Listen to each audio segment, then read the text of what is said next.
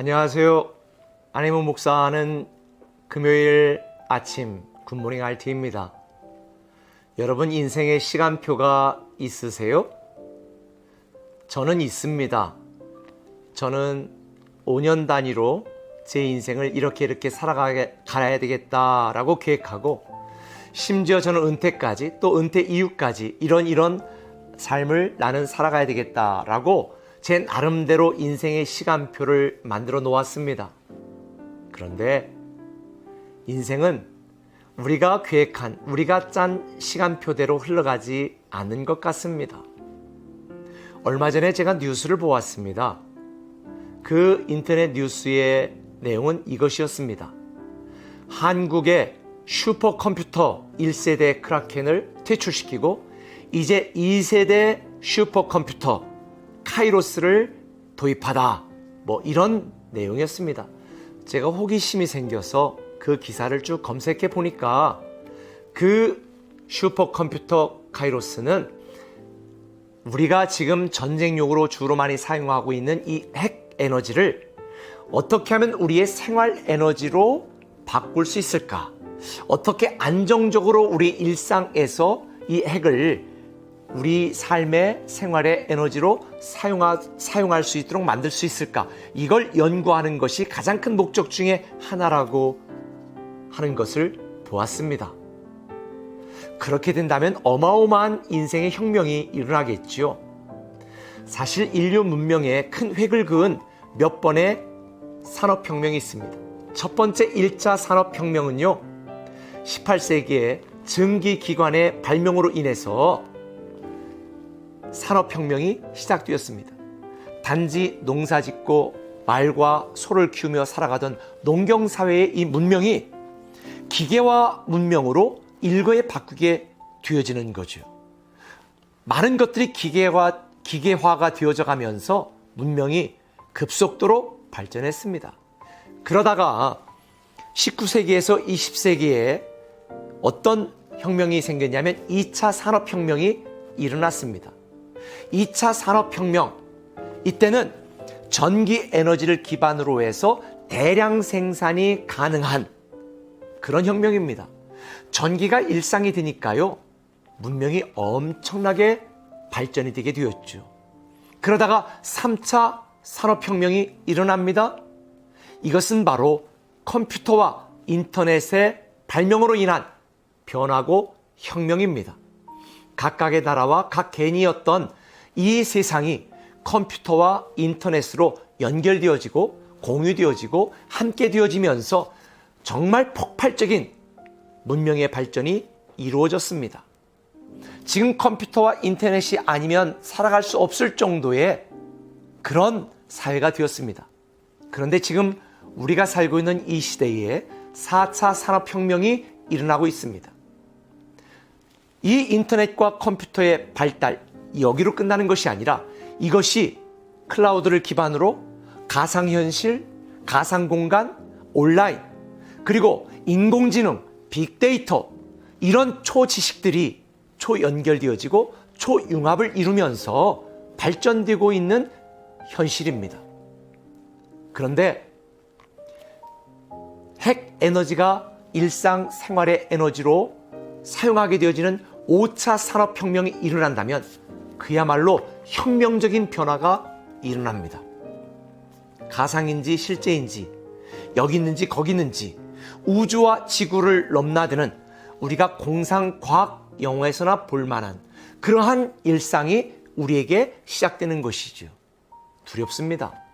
혁명이라고 하는 것은 이렇게 뒤집어지고 비약적인 발전이 이루어지는 거예요.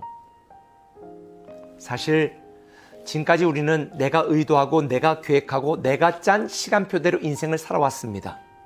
그런데 혁명이 일어나면요, 물리적인 어떤 누군가 삶의 힘으로 인하여 내가 원치 않는 방향으로 내가 끌려가게 되어지는 것이죠. 지금 우리는 코로나19로 인해서 수없이 많은 급작스러운 변화의 중심에 많은 사람들이 당황하고 당혹스러워하고 있습니다. 그런데 저는 이런 생각을 해보았습니다. 우리의 삶에도, 우리의 신앙에도 혁명이 일어나야 되지 않을까? 오늘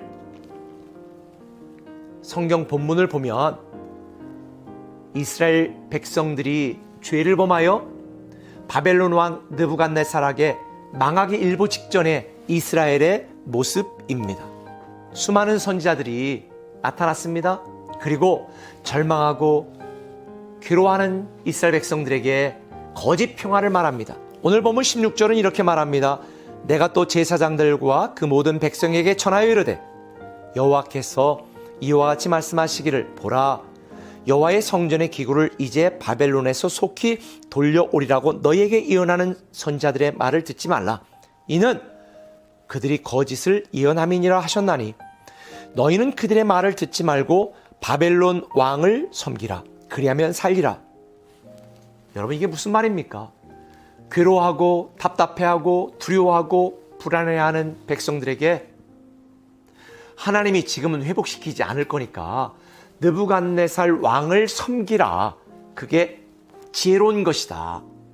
이 말을 들은 백성들이 얼마나 열받았겠습니까? 아니 지금 이 괴로운 상황에서 빨리 회복된다고 말해야 되는데 바벨론 왕을 섬기라니. 여러분 내 시간 내 계획과 하나님의 시간표는 다릅니다. 때로는 내 인생과 내 삶 속에 괴롭고 힘든 상황 속에 직면해 있다 할지라도 우리는 실망하지 말아야 됩니다. 낙심하지 말아야 됩니다. 하나님의 시간표, 하나님의 때에 우리에게 역사하시는 하나님만 바라보며 나아가야 됩니다. 오늘날 많은 사람들이 열심을 냅니다. 네, 시계를 보며 열심을 냅니다. 그리고 이 모래시계 유한한 일생을 살면서 우리는 끊임없이 잘 먹고 잘 살아야 되겠다 열심을 냅니다. 그런데 기억하세요. 속도보다 방향입니다. 나침판을 보고 하나님이 가르치는 방향으로 나아가야 되는 것입니다. 이것은 배의 키입니다. 하나님이 우리 인생의 키를 잡고 있습니다. 단지 나의 뜻, 나의 열심으로만 살아가는 것이 아니라 내 인생의 키를 하나님께 맡기고 하나님의 시간에 카이로스의 시간에 나에게 역사하실 하나님만 의지해야 됩니다. 제가 여러분에게 말씀드린 카이로스 사실은 그리스 히랍 신화에 나오는 제우스의 아들 기회의 신의 이름입니다. 그런데 성경에서는요 때를 여러 단어를 사용하는데 크로노스의 시간 1년 365일 그냥 흘러가는 대로의 시간으로 우리는 기도하고 기대하는데 하나님은 성경에 보면 내가 카이로스의 때에 역사하겠다. 카이로스는 하나님이 어떤 목적을 이루는 그 시간, 그 때를 의미하는 것입니다. 내 생각과는 달라도 내 시간표와는 달라도 하나님이 이루시는 카이로스 때를 바라보며 기도하면 히라보에 또 그런 단어가 있죠. 때를 가리키는 단어 풀레로. 이것은 어떤 열매와 결과가 나타나는 시간입니다.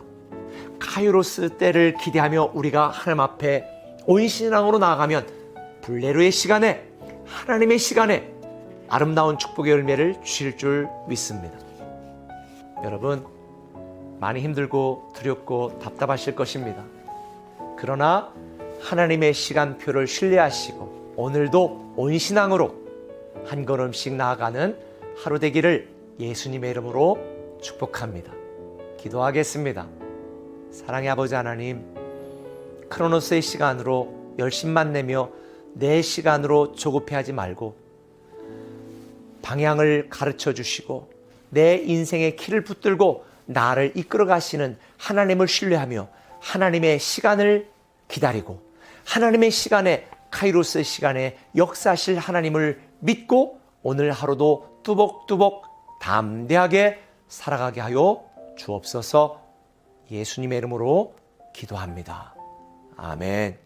날이 저물어 갈 때 빈들에서 걸을 때 그때가 하나님의 때 내 힘으로 안 될 때 빈손으로 걸을 때 내가 고백해 여호와 이래 주 주가 일하시네 주가 일하시네 주께 아끼지 않는 자에게 주가 일하시네 주가 일하시네